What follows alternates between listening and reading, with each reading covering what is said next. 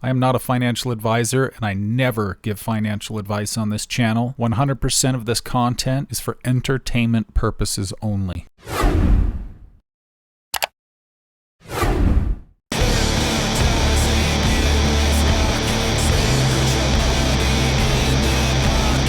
Hello everybody, hope you're all doing well. It's Lane here with MetaShackle. I'm going to be doing a quick update here in regard to the breaker block trade setups that we were seeing on XRP as well as Bitcoin. First, we're taking a look at the 1 hour chart on XRP. You can see that the initial break was successful on the breaker block, coming down just beyond this fair value gap right here. Price recovered, filled this gap as well as this gap here. Coming up into the breaker block, the candle closes were very high up into the high end of the breaker, coming back down, bouncing out of this bearish SIBI here, moving upwards, and then breaking out of the breaker block, then breaking above the breaker block here. As soon as we had this full body candle close up here, completely outside of, including the wick, as you can see, the pattern was broken. So it's likely that this breaker block will now start to act as support. This smaller fair value gap right here has been holding up, and the wick went straight through the weak doji right here, filling it and going just a little bit beyond the equilibrium line. Now there's still a chance, if we're trading below the equilibrium line, see a small to medium reversal here. We could also see this act as support, price bouncing off and continuing to move upwards, eventually breaking outside of the equilibrium zone and coming up and testing the flash crash marker. But at this point, the breaker block is broken for trading purposes. So we'll want to watch this area. We want to see how this reacts, because if this comes up and takes out this high, sweeping the liquidity resting above it, anywhere between that high right there and this flash crash marker would be the last stand, at least in the short to medium term, of seeing any kind of reversal moving down to the liquidity pools that I've been talking about in my last couple videos. That doesn't mean that this can't go down. It doesn't mean that it can't go up. But as it stands right now, this particular breaker block is broken. Now taking a look at Bitcoin, the initial breaker block started to pull the momentum downwards, even though the retest didn't actually get quite up into that area.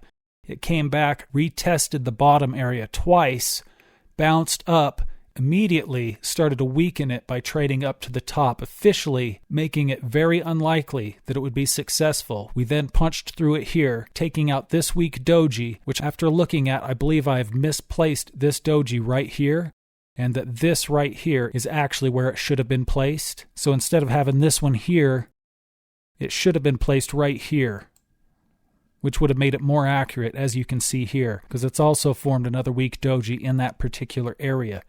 Generally, when you're looking at these weak doji waterfalls, you don't want to use the weak doji directly behind the waterfall candle. You want to fall back on the pattern using a weak doji in this area, and generally it's the weakest doji in the mix. So I initially marked it with this one, but at this point I can now see that this one was more accurate. But generally your weak dojis will be below this point here, so that's why I marked this one. It's not very often that you're marking a weak doji above the top of the waterfall candle itself. So at this point with Bitcoin, it's very likely that even though this breaker block pattern has broken, that this will also potentially act as an area of support, supporting price with upward momentum. Now that this waterfall weak doji has been filled, I'd be watching this high right here, as well as this positive 3 line that's hanging out at about that 105,705 level, because Bitcoin is trading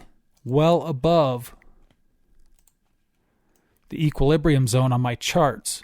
And just as an example, you can see what happened when Bitcoin played around the equilibrium zone, trading just above it, coming up, testing, forming a full candle. This right here was your signal that something was about to happen, even though it fell back in. Now look what happened. It came up, set this candle above and outside the pattern, fell back down, retested off the area of the equilibrium line in the center of the equilibrium zone, and then the move that we saw coming out of it was absolutely explosive, which actually came up here for about a 13% increase to the point that we are right now. So keep that in mind when we're looking here on the XRP charts, because it's playing out quite a bit different than Bitcoin. We came up, broke through here, tested off of the top quadrant of the equilibrium zone, coming back down here, forming a weak doji.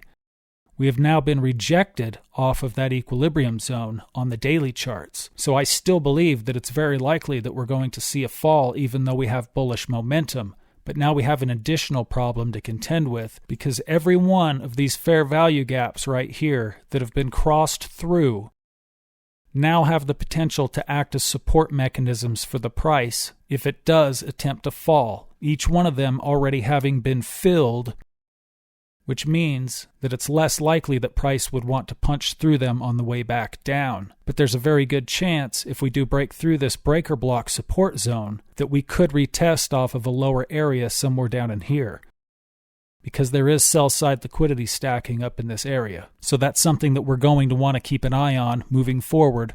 And also keep in mind, the higher the price goes, especially if we start trading above the equilibrium line, and especially if we start trading and forming candles like this above the equilibrium zone, the higher and higher that it moves, more momentum that it gains above the equilibrium line and the equilibrium zone, the less and less likely it's going to become that price is going to gradually move down to the liquidity zone on my charts, and making it more likely that if it does occur, it would more likely be a flash crash style of a move, because it would take a considerable amount of time to cover that distance.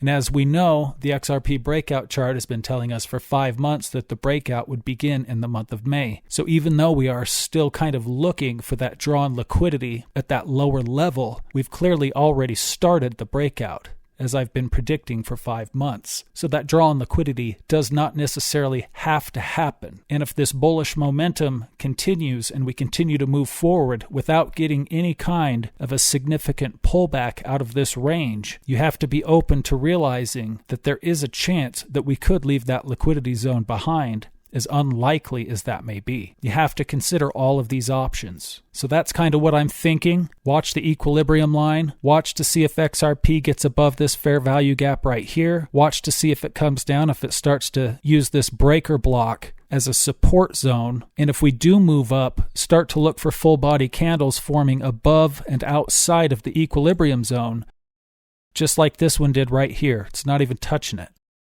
And if we get up here, it's going to be even more crucial, because as we continue to move up, the odds of falling down to that liquidity zone become less and less. Watch this flash crash marker right here at the 270 level, because if it does pop out of here taken at that previous high, that would be our last point of resistance, at least at this point. And if that occurs, we would have to reassess. But the odds would be leaning more and more and more in favor of the breakout that we've been waiting for 5 months, as the XRP breakout chart indicates, and making it much less likely that we will go to the liquidity pool below. And in regards to Bitcoin, if this bullish momentum continues, this will likely be the area that we're going to end up, as I talked about in a previous video. Now, yesterday we saw XRP break out, leading out, leaving Bitcoin behind. By the time it was about bedtime, we were seeing the two of them start to move together, forming bearish breaker blocks falling to the downside. Now what we're seeing today is Bitcoin and XRP are actually starting to move together again. So watch for that same kind of a thing moving forward. Look for a point of divergence, because it's already shown us what occurs when one diverges from the other. And the example that we've seen is XRP making a big move against Bitcoin when the divergence occurred. So I would watch out for something similar to that moving forward. There's a chance that if Bitcoin falls back, it might boost XRP. And if Bitcoin moves up, it will likely pull XRP with it. So those are just some things that I wanted to go over. I'll be putting some updates on Patreon, as well as a video exclusive for my master tier, and some additional updates on there for all members. So thank you so much for watching. Have a great day.